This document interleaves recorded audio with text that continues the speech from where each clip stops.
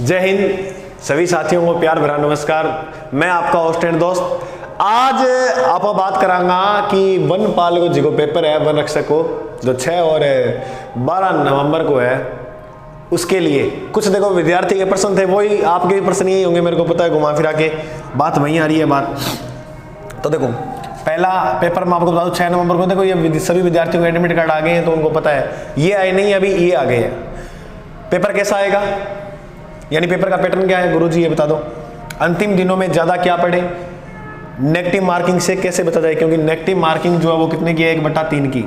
सबसे जरूरी बात जो लास्ट में ध्यान रखनी है वो बहुत इंपॉर्टेंट है।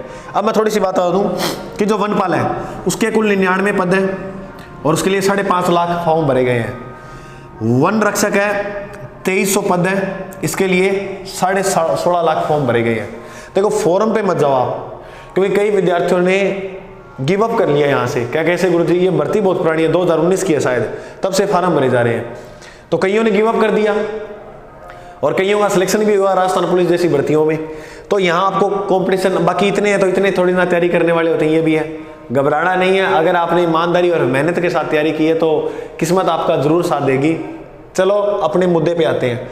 गुरुजी पेपर कैसा आएगा, देखो पेपर कैसे बात करेंगे, दोनों पेपर बता रहा हूं मैं। 100 प्रश्न आएंगे जो 100 नंबर के होंगे दोनों पे में, और आपको जो टाइम मिलेगा वो कितने का मिलेगा, 2 आवर्स का, 2 घंटे का, यानी 120 मिनट। टाइम कम नहीं है दोस्त, बहुत ज़्यादा टाइम है, आप इसे घबराइए ना, कम है टाइम गुरुजी, टाइम बहुत ज़्यादा है, कम को नहीं। ठीक है, तो ईम आपनो रामू हैंडल हो जाओ। तो पेपर कैसा आएगा ये तो अगर देखो मैं थोड़ा सा करने का तरीका और बता देता हूँ आपको। अगर शुरुआत के अंदर मैथ और रीजनिंग के प्रश्न आए ना तो वो तो छेड़ना मत। क्या गुरुजी क्यों ना छेड़े, छेड़ोगा तो घाटे में जा सकते हो, टाइम खराब हो जाएगा आपका। सबसे पहले मैं बताऊं तो आप अगर देखो मिक्स आगे तो कह नहीं सकते, अगर अलग अलग पोर्शन में आए ना तो सबसे पहले राजस्थान जीके करना। गुरुजी इसमें क्या होगा, इसमें ये होगा जैसे राजस्थान जीके का प्रश्न आया कि राजस्थान सेवा संघ की स्थापना कब हुई, इसके अध्यक्ष कौन थे। अब उसमें क्या था कि अगर आपको प्रश्न आता है तो आता है, नहीं आता तो नहीं आता, तुक्के नहीं मार सकते आप राजस्थान जीके में। गुरुजी मार दे तो गलत होगा, इसीलिए मैं बता रहा हूँ ये पहले करना। तो इसमें क्या होगा, आपको फिक्स हो जाएगा यहाँ भाई ये तो पता है, तो वो सारे टिक कर दोगे। लेकिन मैथ का क्या है, जैसे कोई प्रश्न आ गया एवरेज का या साधारण ब्याज का, अब उस प्रश्न का उत्तर नहीं निकल रहा। अब ऐसे नहीं है कि वो आपको आता नहीं है, एवरेज टॉपिक आपने पढ़ा है, उस पर 5 मिनट अगर खर्च करोगे ना, ऊपर नीचे से करके देखोगे तो उत्तर निकल आएगा, लेकिन 5 मिनट तो लगे ना। इसीलिए सबसे पहले ये करना, जितना ज्यादा हो सके टाइम बचाकर यहाँ लाना है अपने को। अब रीजनिंग में कोई ऐसा आ गया जैसे ब्लड रिलेशन का, उसकी माँ का, पिता का, फलाना ऐसे पूछ लिया बहुत लंबा, अगर टाइम अच्छा हुआ तो ये प्रश्न सही हो जाएगा। सॉरी दोस्त, देखो तो समझ में आ गई। हाँ गुरुजी, जीके के बाद क्या करें, जीके के बाद आपके जो साइंस वाले पर्सन है वो कर देना। जुकाम सी हो गई है थोड़ी, तो साइंस वाले पर्सन, और साइंस के बाद आप करंट जीके वाले लास्ट में ये उठाना। कहने का मतलब ये है, ठीक है ओके। पेपर कैसा आएगा ये समझ में आ गया। अब देखो भैया ये तो फिक्स नहीं कर रखा कि, क्योंकि पिछली बार से पेपर अलग होने वाला है, क्योंकि पिछले कम परसेंट थे अब ज्यादा आएंगे। और दूसरी बात ये है इसमें फिक्स क्राइटेरिया नहीं किया कि कितने परसेंट किसके आएंगे, ठीक है।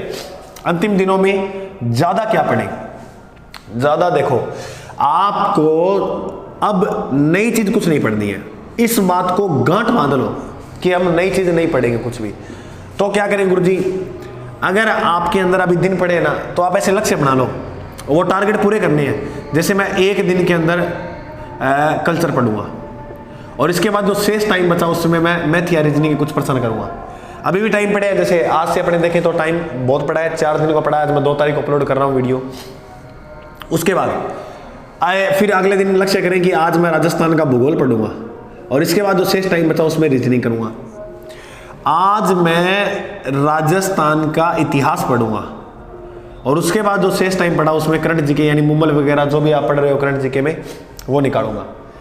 अगर इस प्रकार से आप करोगे ना तो 3 दिन के अंदर एक बार पूरा पढ़ दोगे, और ये काम करना है आपको, ठीक है। बिल्कुल गुरुजी ये कर देंगे, ठीक है। तो पढ़ने तो रिवीजन करना है, नई चीज नहीं छेड़नी है, जो रहेगी ये रहने दो, कोई आप फेल नहीं होगे, मेरिट इतनी नहीं जाएगी।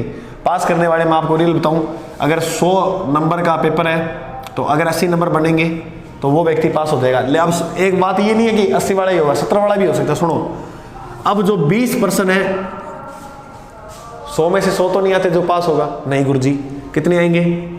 इन 20 प्रश्न अगर गलत भी कराओ तो कोई घबराने वाली बात नहीं है। अगर आप 80 प्लस में हो तो सेफ स्कोर के अंदर हो, ये बात भी मैं दावे के साथ कहता हूं। सबसे अच्छा, नेगेटिव मार्किंग से कैसे बचें, सबसे इंपॉर्टेंट बात ये है। देखो कई विद्यार्थियों को नहीं पता, जो पहली बार विद्यार्थी जा रहे हैं तो मैं उनको जानकारी दे दूं नेगेटिव मार्किंग से कैसे बचना है। देखो आप 3 सेक्शन के अंदर करोगे ये पेपर, क्या गुरु जितना टाइम मैनेजमेंट हो जाता है, थोड़ा सा आप दिमाग से करना हो जाएगा, कोई दिक्कत वाली बात नहीं है। नहीं तो आप अपना टेस्ट सीरीज करके देखोगे, वहां पता लग जाएगा आपको कैसे टाइम मैनेजमेंट करना है। पेपर टेस्ट सीरीज करते रहना, बराबर मात्रा में छोड़नी नहीं है। हाँ लास्ट वाले दिन छोड़ सकते हो, उससे मतलब करते रहना उससे पहले। नेगेटिव मार्किंग से कैसे बचे? देखो नेगेटिव मार्किंग का यहाँ पर सिलसिला है वो 1/3 की है, यानी अगर आपके 3 प्रश्न गलत होते हैं तो आपका 1 सही नंबर कट जाएगा। अब देखो इधर ए पार्ट में आपको वही करना है जो आपको एक्यूरेट आता है।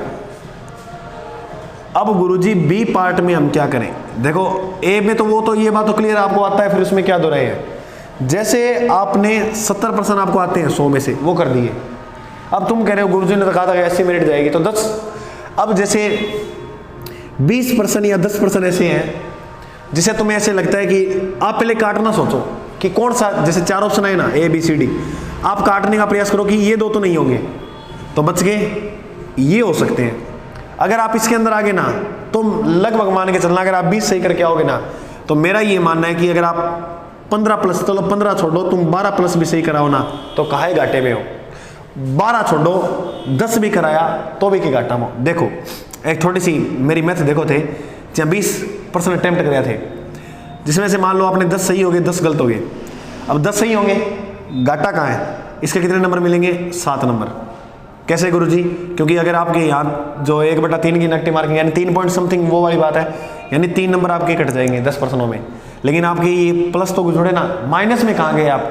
मतलब यहाँ तुक्का भी मारा आपने, 10 गलत हो गए, ये तो बहुत बड़ी बात। 10 होते नहीं। अगर विद्यार्थी अच्छी तरह से करता है ना, अगर पुराने समय से तैयारी करा और अच्छी तरह से पढ़ के करेगा प्रश्नों को, तो गलत नहीं हुए, चांस नहीं होते गलत होने के।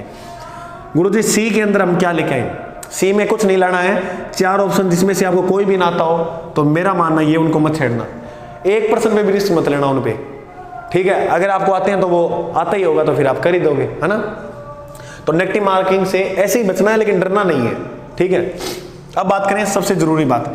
देखो अब कई विद्यार्थी मैंने ऐसे देखे हैं, तो देखो जिनके दूर सेंटर हैं जैसे जयपुर वगैरह, तो वो भाई एक दिन पहले चले जाना, इन टाइम पर मत जाना, क्योंकि इन टाइम पे आप सभी समझते हो कि पता नहीं परीक्षा का माहौल जो है वो कहाँ सेंटर आए, मिले ना मिले। मेरी बात कहने का मतलब समझ रहे हो ना? हाँ गुरुजी समझ गया। अब कई क्या करेगा, ज़्यादा मतलब टेंशन आ रहा, जो ज़्यादा सिरदर्दी ले, देखो वो सारा एग्जाम नहीं, वो 2 घंटे तय करते हैं। आपने 2 साल तैयारी करी है, वो तय नहीं करेगा। ये 2 घंटे बैठोगे ना, ये तय करेंगे। तो इस 2 घंटे के अंदर आपके माइंड को इतना फ्रेश रखना है जैसे आपके रूम में रहता है। गुरुजी कैसे? आप विश्वास नहीं करोगे, वो पेपर अगर आपको रूम में मिल जाए ना तो आपको ये भी आता था, ये भी आता था, तो वहां क्यों गलत होते हैं वो पर्सन? आप 10% ज्यादा रूम पे सही कर देते हो। ये क्या कारण है?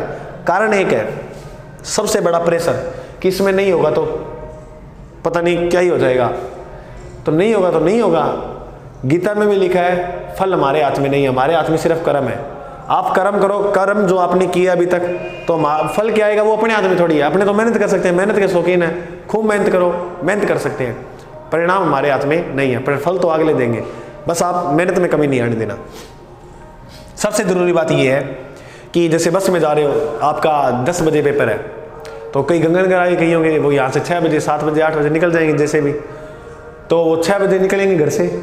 अब कई क्या करेंगे, बस के अंदर बैठकर पढ़ेंगे, करंट जीके के लेके जाएंगे, कोई और लेके जाएंगे, पढ़ेंगे। फिर उसके बाद कोई राजस्थान जीके के ले जाएगा, कहा यार बस में बैठा बैठा 2 घंटा रिवीजन कर लूंगा। देखो ये बात। और कई जाने के बाद भी यहाँ पैर लगा के यहाँ खड़ा होगा बैठा है और एग्जाम हॉल का बाहर तक पढ़ेगा। हो सकता है वो आपका 1% सही कर दे, मान लो इतने पढ़े हुए में से 1% आ भी जाए, लेकिन वो आपके 5 या 7% खराब कर देगा, क्योंकि वो आपका दिमाग घुमा देगा, कंफ्यूज कर देगा आपको। जैसे अब पुराना पढ़ा हुआ कई बार याद आ जाता है ना, वो चीजें भुला देगा वो। कैसे गुरुजी? जैसे मान लो 4 ऑप्शन है, आप कहेंगे यार ये तो अभी पढ़ा है सुबह, इसका क्या होगा क्या होगा, हालांकि वो आता था आपको, अगर आप सुबह नहीं पढ़ते थे उसको, वो गलत कराओगे। ऐसे 7 या 8% आपको देखने मिलेंगे। आराम से पानी वानी पीकर बैठना है, ठीक है? हाँ, कहने का मतलब तो वो करनी नहीं है वो वाली बात, तो पागलों वाली हरकतें हाँ गुरुजी कौन करा ना करो, तो सारों बेस्ट बढ़िया बात है थारी। माता पिता को आशीर्वाद लेके जानो। मैं तो आई बात कहूँगा, बाकी और भी के अलावा कोई प्रश्न है तो ये मेरा नंबर है, फ़ोन नंबर, यूँ मेरा संपर्क कर लियो थे, अब आप बात कर लेंगा और जो भी बात होगी वह बता दूँगा। ठीक है, तो कहने को अर्थ है आराम से रिलैक्स माइंड से, ये पढ़ने का तरीका मैंने बता दिया है, कैसे क्या कवर करना है, कैसे रिवीजन करना है, वो वैसे कर लेना। जोर आएगा रिवीजन करोगे ना भाई साहब, जोर आएगा, तो रिवीजन इस प्रकार से आप कर लेना, टाइम के हिसाब से अपने आप को वाजित कर लेना। किसी भी कोचिंग में जा रहे हो, कहीं भी जा रहे हो, अब के लिए प्लीज़ बंद कर दो जाना। 4 दिन रह गए पेपर के, अब जितना हो सकता है घर पे रिवाइज करो। ठीक है, तो मिलते हैं अगले भाग में। हमारे परिवार की तरफ से आप सभी को ढेर सारी शुभकामनाएं, विजय होकर लौटोगे। जय हिंद, मिलते हैं अगले भाग में।